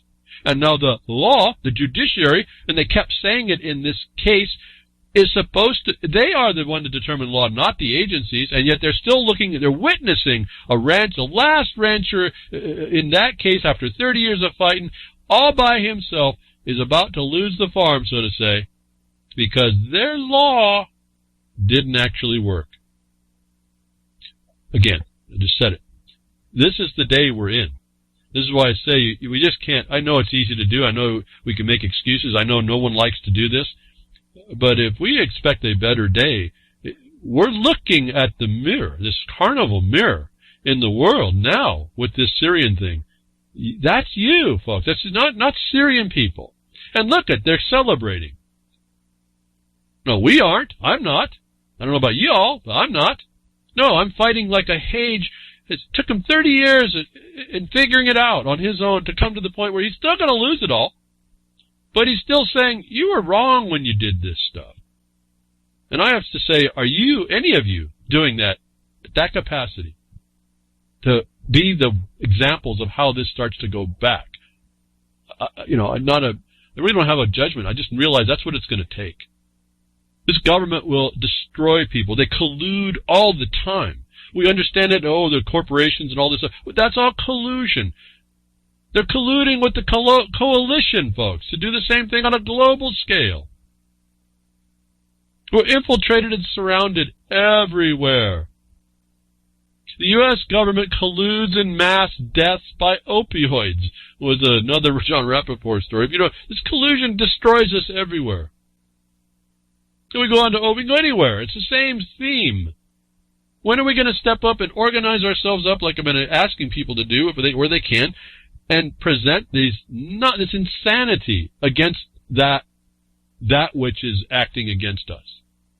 He explains the whole thing as he will. John Rappaport does a really good job of this, explaining about the fact it's a self-inflicted wound, as I say. He doesn't say this, but I say it's self-inflicted wound. The government itself facilitates, colludes with whomever to bring on your destruction, wherever. And I found his story on this opioid nonsense. And then the drug war, the CIA does the heroin, all this, the pipelines that go through Syria that we found out goes on that they want to keep open that are not being open because of the war, and the Syria doesn't want it anymore. All this stuff to Lebanon, no less. Saudi Arabia then is involved. Israel's involved. Come on, I mean, we can tie it together. We need to memorialize that, and we need to move with that fact, those set of facts, and move with some authority, and not take no for an answer. Understand how to respond, not of our emotions. Watching the Hage, he's really got to lay down the point. He didn't lay down some points I would have thought that I would have wanted to have him say because of some issues that the court was trying to give itself an out. Neither here nor there. He was the one on the front line there, and he's been on that front line. And now he's pushed the whole system to the wall, notwithstanding all the law he was supposed to have to protect him. The stuff I tell you about. He's still going to lose the farm. Excuse me, it's ranch, but he's going to lose the farm. So the United States will collude with everybody. The United States does all kind of, I told you, Title 50 tells us we're in this war machine that accepts its liability away and gives itself right to harm you. I told you in 2012, after the 2010 murder memo, they went extrajudicial. Folks, you better pay attention. I went to crickets. I'm really disappointed. Part of me was hoping I could relieve the crickets, but it's not. It's just not going to happen. This thing with Syria even brings it on even more. But I want to move on now, move into the collusive nature of all this and what might be going on, and we don't know. And you talk about your food supply and the collusion that goes on in pharmacy and the destruction that the government will do against pharmaceuticals on another country to help hurt their people, what they'll do here, the food supply they're supposed to protect and don't. The conditions that have risen up, I don't understand. How much salmonella and listeria and whatever have you heard of that we never heard of before with all these regulations? What is this thing? But it must be some sort of collusion going on right in our face for whatever the plan is, however they figured out to justify it. And it gets pretty heinous. And we can go into all these under the skin reasons about all this. I really don't like getting into that because it doesn't matter what you call it, what it's doing. Are you in the game to stop one of the channels that are one of the feeder lines? Are you there stopping it? And if you're not, then we're all wasting that part of our time. If you're not interested, then we're wasting our time. If you're interested but don't have enough information, it's just you studying some more. I know the information's out there to do stuff. 22 reported illnesses prompt massive egg recall. My thought on this was, wow, 200 million eggs. 200 million eggs involved, and luckily not in a couple states near me. So you check this one out. 200 million eggs are. Can you survive? A company survive the recall of 200 million of anything? They just dumped 200 million, maybe $200 million on Syria, just blew stuff up. See, the government's willing to do that. All their regulation doesn't stop this other thing. 200 million eggs are having a problem. People are getting very, very, very sick, if not dying on it. This is our food supply, folks? You don't think this is in the works? That your food supply is being constrained and controlled? How do you survive a $200 million egg recall? What's in those eggs? Or did they ship out the eggs they used to inoculate some vaccine or something? Did something get mixed up? They're not saying. I don't know. That's what got me into thinking. Maybe these eggs, they use these eggs for these vaccines. Remember last week we talked about those. And thank you very much at Minds.com for the poster to repost that one article that I was reading from. Again, and this was someone who agrees with vaccines, and I don't really have a problem with if they agree with it. They have their reasons. To me, this was a methodology of approach on the problems that are with vaccines and try to mitigate those harms. And that's why I guess my thought was on the eggs and the vaccines and all that. That's why it became important. What is this 200 million eggs that are no good? Was this an experiment that went bad? Conjecture? Not even no support for it? Just thoughts. Were they going to inoculate us all through the eggs we eat? And then they made people sick? Was some company paid behind the scenes to do this? I don't know. Don't even want to make it sound like I'm the fearmonger. I just want to, that's my thoughts. Because we know the government will collude to kill people. They'll collude to do so-called humanitarian harm. And there's no remedy for that right now. And a lot of that in my mind is because we don't step up to influence that. So the poster, and I can't remember now what the name was. I'm sorry, on Minds, who reposted that article from the aluminum methodology of what might be on the microphage transportation, the cleaning out also, and talking of selenium. And I cut myself short on the selenium because what flashed in my mind was actually sulfur. At the time I spoke selenium. I did want to make a comment. There's some other things that are on that, on how you can clear out some of this, and sulfur came to mind, and in a moment I'll get to that for those of you that are interested in the aluminum mechanism for transportation of aluminum to the brain and lymph system. And a plausible theory, if nothing else, to start working on. It was my position, is that someone who agrees with vaccine actually posted that. which I appreciate more, maybe more credit to them that they posted this question. Where in another thing on mine, I posted that in another discussion about vaccines. I said, here, you want to read that? Well, immediately someone comes in and says, well, that's been debunked. And so I want to touch on that just for, I don't even know, just to let you know I look at this stuff. It's not that I don't look at it. I don't disregard things. I listen, I pull them in, I try to qualify them. It was put in a link to this place called skepticalraptor.com, purportedly debunking that article that I was reading from. And I can just tell you, folks, who brings this into the Minds feed was somebody called Tech Roach. Now, all I can tell you, folks, is when I see social media names with the name Raptor or Roach or Troll, you can believe it. So right off the bat, I had to kind of quiet my mind on who I might be dealing with. But so when I read this article, skepticalraptor.com, I provided in the broadcaster for you to read, and it says aluminum toxicity and vaccine. Here we go again with bad science. And I almost don't want to talk to you about it. I want to just let you read it, but I need to say at least this much. When I finished reading the article, I didn't even know if they were talking about the article I was reading to you. And what I noticed they were doing was a lot of legalistic stuff. And they don't really talk to this mechanism thing. And then they also talk, and this might have been the article I mentioned within the other article that says the objection to this was this guy Exley, who doesn't have a foundation for his findings. Well, Exley answers that by saying, there are no prior findings. I'm the one who originated the work. It's, in a way, my paraphrase, who did Newton confer with over the falling apple?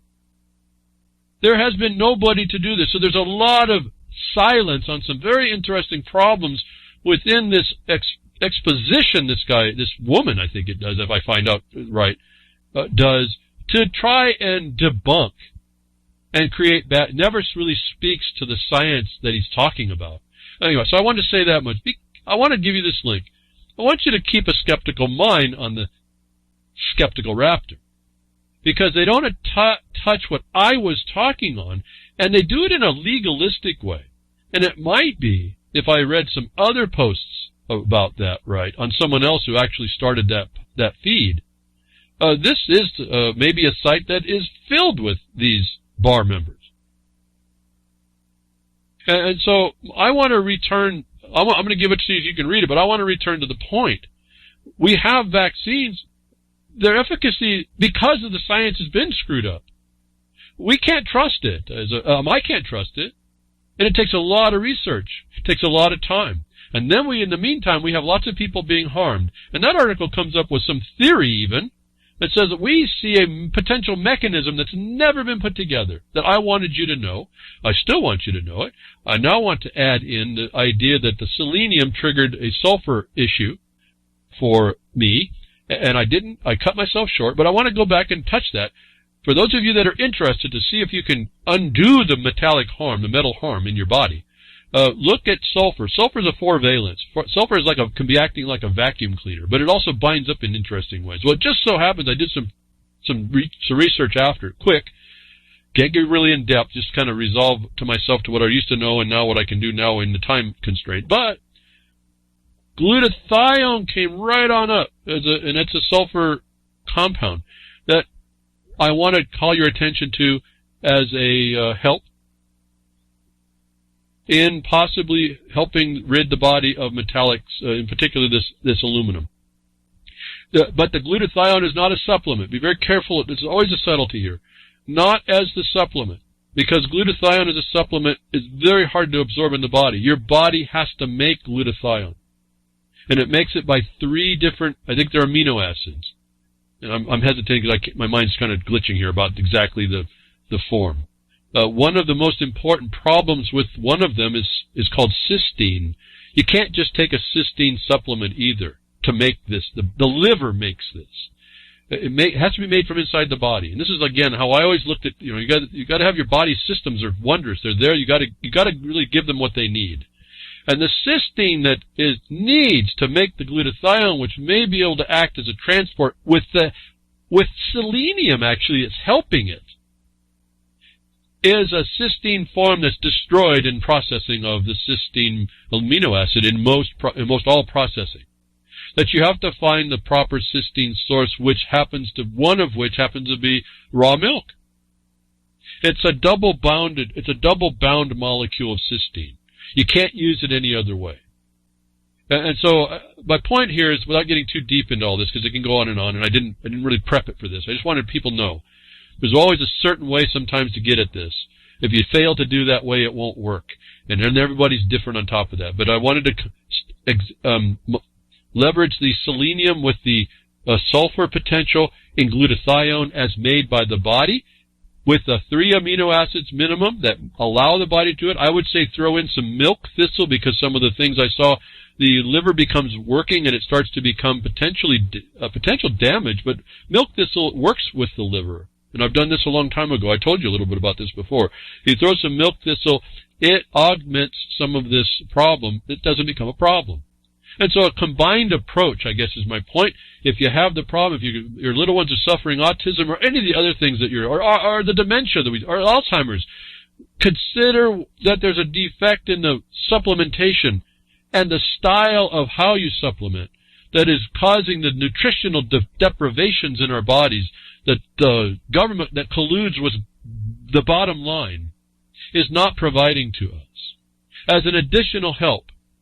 And again, thank you to the poster, the vaccine, one who agreed with vaccines. That's great. I've told you I may see some good use, but you're going to have to stretch them out, and you're going to have to not use the ones you don't need. There's going to be an analysis, and even so, you're going to have some problems. But if you're facing death or you're genetically predisposed, well, that may be your only answer too. See, folks, everyone has their own answer. But going back to the selenium triggered the idea of sulfur. Just so happens that glutathione, as made by not as a supplement, but made by the liver, works with the selenium.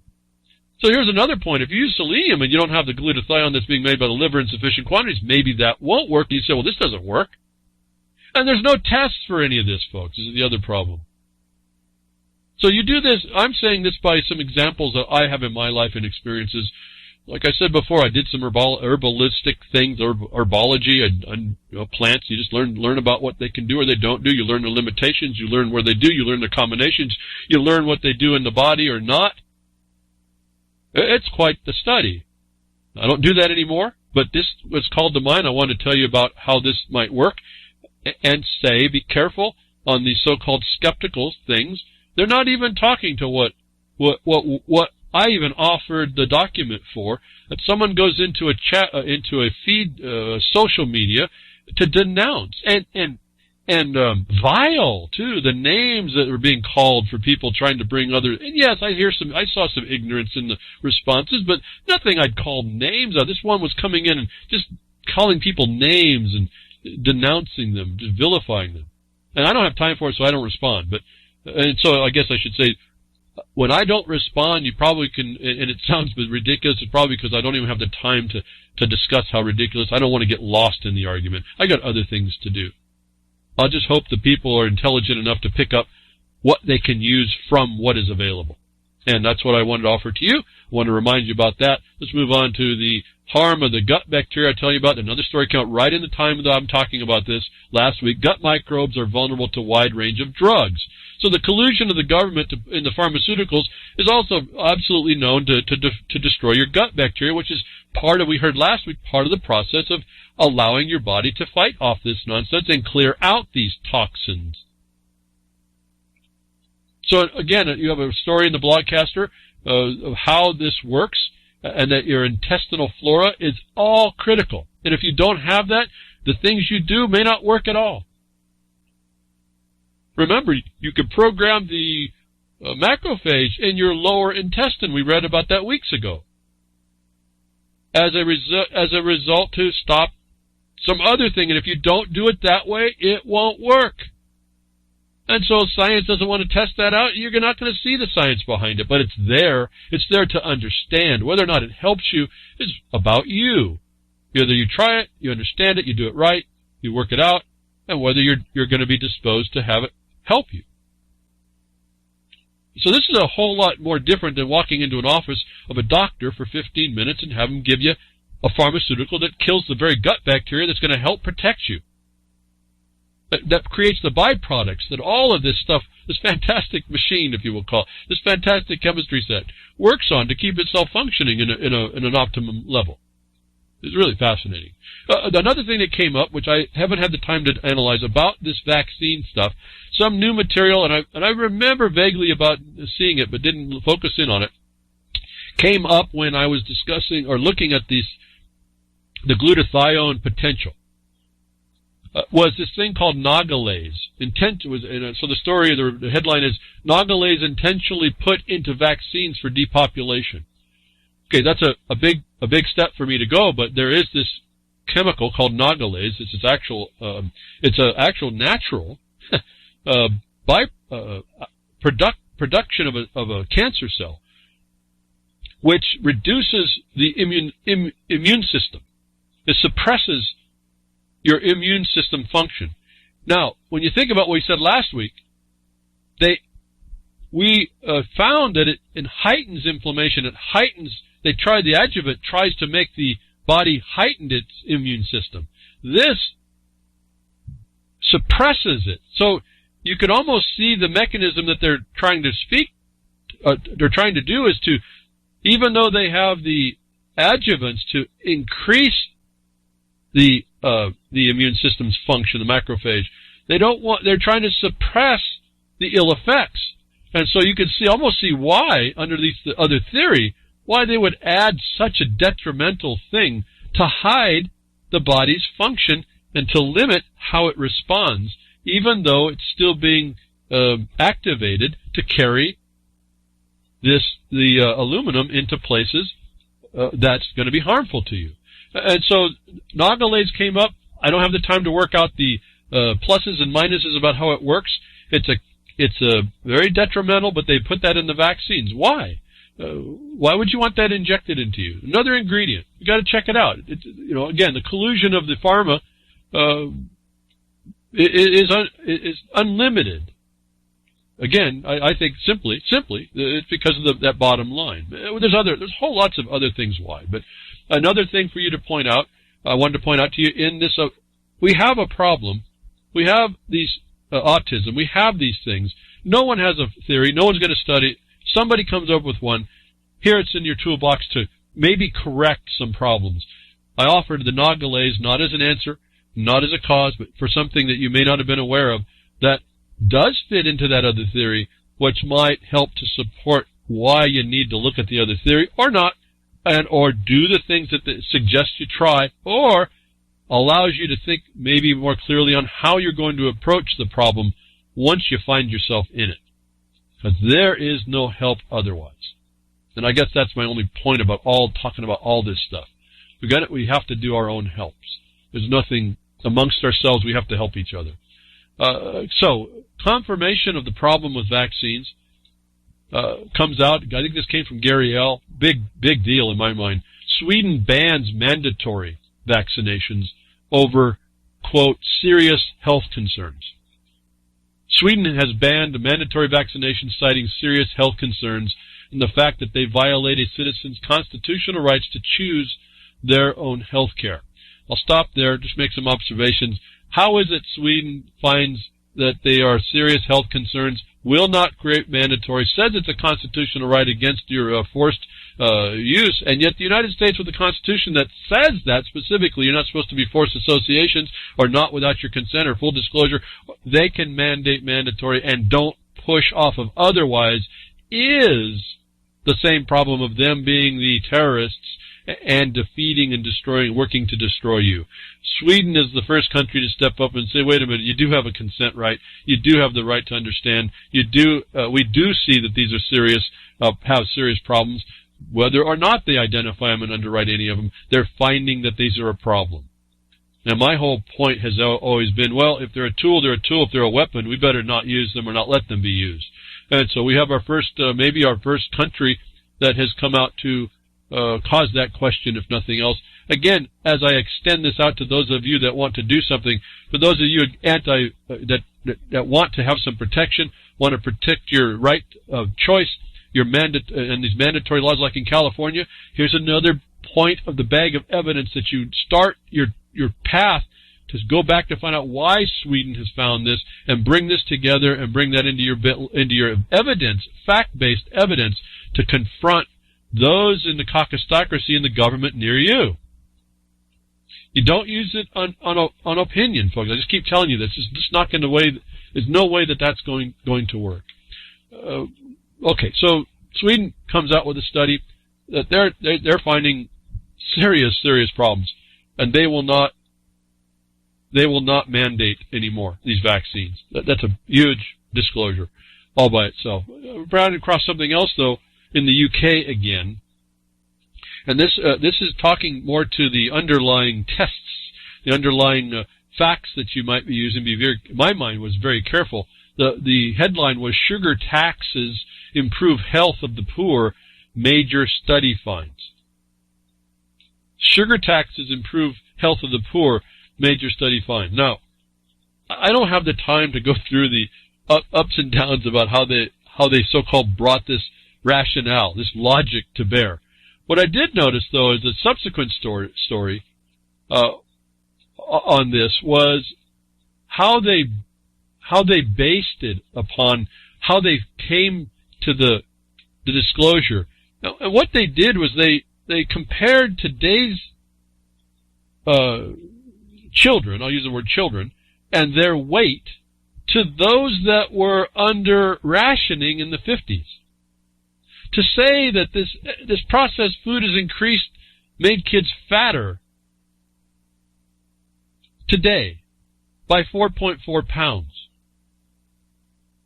And I just looked at that and I said, well, this has got to be a joke. You starve people into rationing, and then you complain that your kids are fatter because you don't ration food to them 30 years later. And actually, that wasn't, in my mind, that much more if they're eating better. Only 4.4 pounds on average. And my question upon this was to tell you, when you look at these things, how ludicrous on this sugar taxes improve health. They also talk about who can pay for it. The government's not unwilling to tax you, the middle class so-called, because you don't care, it says, they found out. They'll tax you and to keep the poor from eating the same processed foods that they're allowing you to eat because of the tax, even if this is accurate. But the comparison study they did for the weight equating to health was between people that were on rations in the 50s, and those that are not today. Has to be one of those things you understand is how they do this nonsense to bring on what? A tax. A sin tax, they call it. Now, I'm not saying you eat sugary foods and processed foods and hydrogenated. I'm not saying any of that. I'm saying look at the officials who collude with corruption, call it science, make a vacuous basis for what they're doing, highly likely that there's evidence of a chemical attack when there's nothing. No, the sugar didn't attack these kids. It didn't look like. Yeah, in the 50s you were starving them. And a 4.4 pound increase doesn't seem like a whole much to cause you to tax a whole population. Seems a method for how they go ahead and get you to pay more. You know, we can say tax is theft. No, it's extortion. It's just in America, that's your civil rights. Remember, 42 U.S.C. 1981. And they make any rationale to justify that. If they don't, they go to war powers and they say they can do it anyway. And you live in that so-called free country. Yeah, the country's free to do you in. And we all think it says different. We all think everything's all hunky-dory. Well, it is hunky-dory. It ain't right, but we may call it all kinds of titles and names. The government works to confine you, to destroy you, to offer you things, to steal things from you. And we're crickets on all of this. And then when we speak in all the wrong ways, it seems to me. Lots of wrong ways.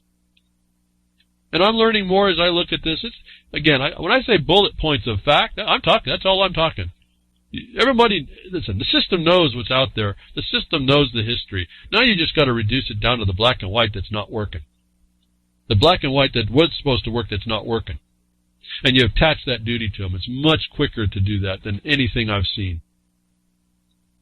And if we don't start to do this and start really rejecting this, really not consenting, Actually, I don't know how to really stop it, because at every turn they're coming after anything we thought was a viable, which was the viable options of our defenses, the remedies of which we don't have a clue on anymore. And we'll argue the way that we don't have them anyway, so then why, right? But again, whether you want to believe this or not, I'm here to tell you there are things there to start making the comeback. I think the Syrian war debacle, this disgrace, is just is a really big example. But to continue on, the collusion of the governments to harm you, the collusion of the government's offspring, the corporation, to harm you, and they attack you right where you think you have rights, and you think that they have, and then they think they have this power, and they've been given this power because the seats of the decision have allowed it, and you didn't say no about that. What came through and tied to other stories again, more things. Remember, we went to arms, blew up Syria, no reason at all, can't find any. Oh, we're righteous in our indignation, we say in the United States, how we led the coalition to hit the monster and the animal, and we're the monster and the animal. Well, last week it came out that Bank of America, the title here, Bank of America wades into the gun-controlled debate, will no longer give loans and to some gun manufacturers. Just a title, I won't talk about it more, but just on that title, we see the corporations now being political beings. They have a free speech. They've been given the rights like a people. We didn't argue that little wrong footnote in a case caption didn't actually mean anything, but it's been given substance from the day it was put in. So now these corporations are people too.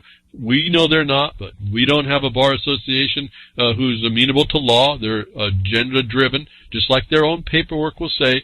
Bank of America wades in the gun debate and will no longer give loans to some manufacturers. Okay, so gun manufacturers need money to run and expand and all that. B of A wants to wade in based on what? Based on the fraud of Florida. But this is a big systemic attack. And so my first response then, just looking at the face value of it, being it will ban loans to military-like, because that's what they say, military-like arms manufacturers, what, if any, does Bank of America offer in the support to any military or military support or service company globally?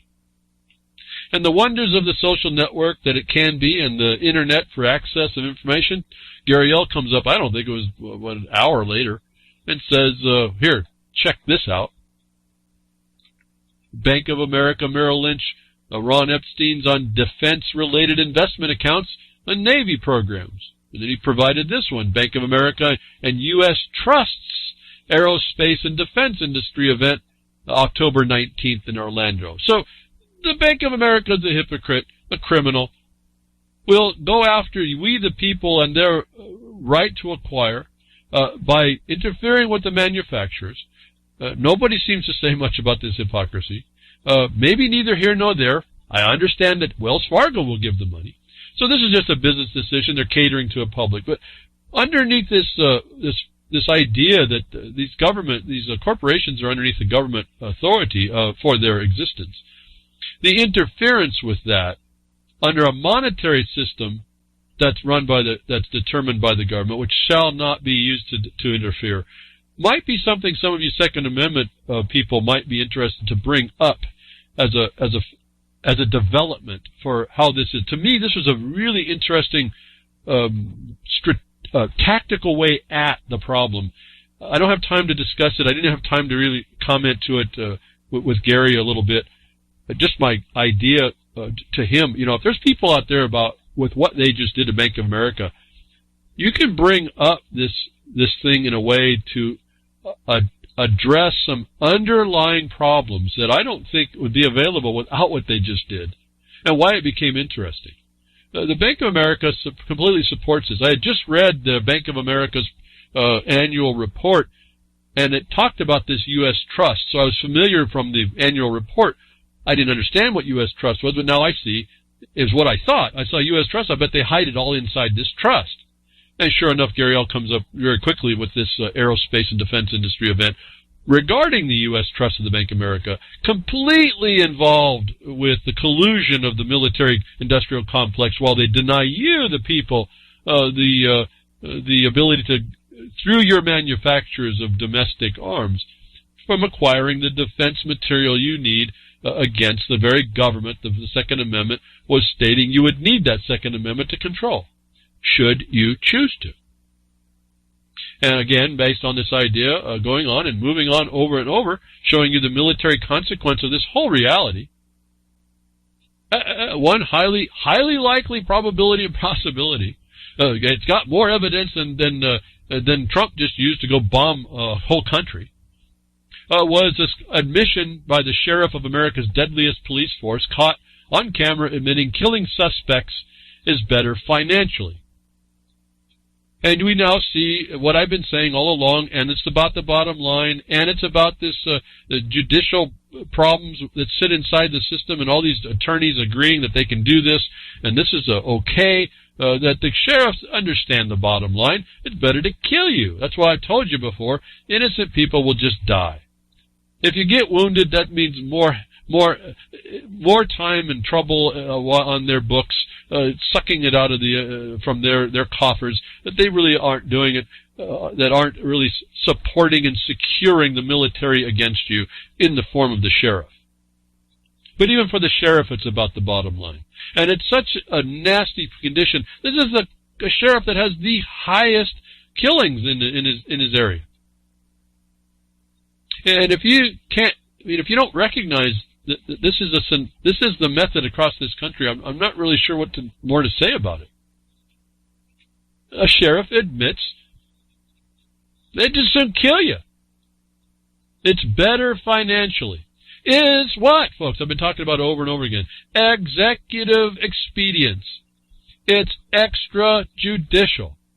It ends up always also being tied to monetary, fiscal, right?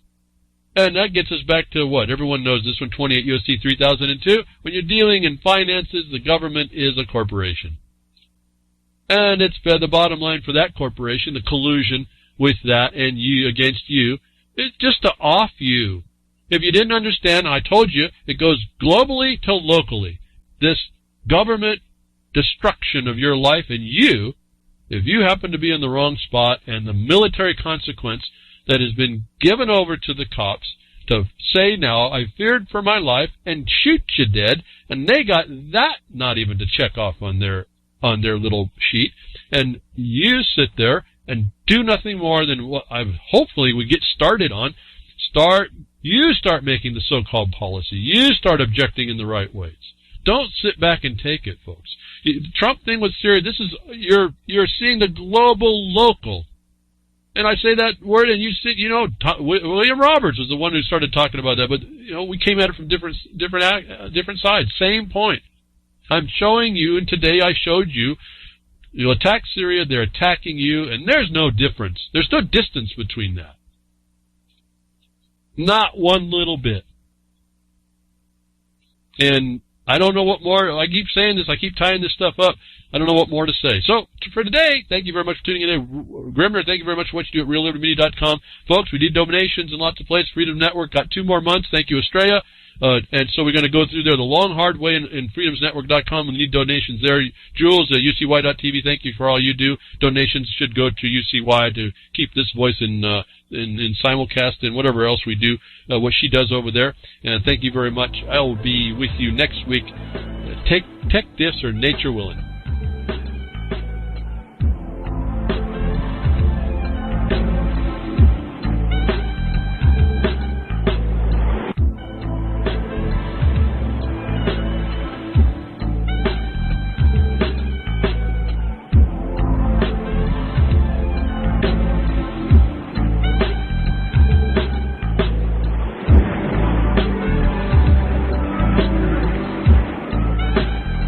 Well, that's another lesson.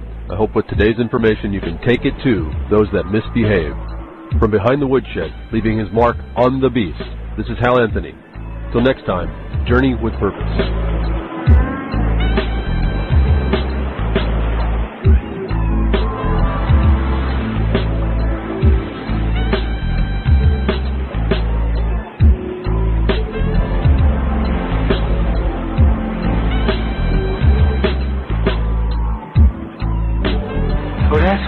opening up a can of whoop-ass feels like. Son, you just opened a whole case of whoop-ass.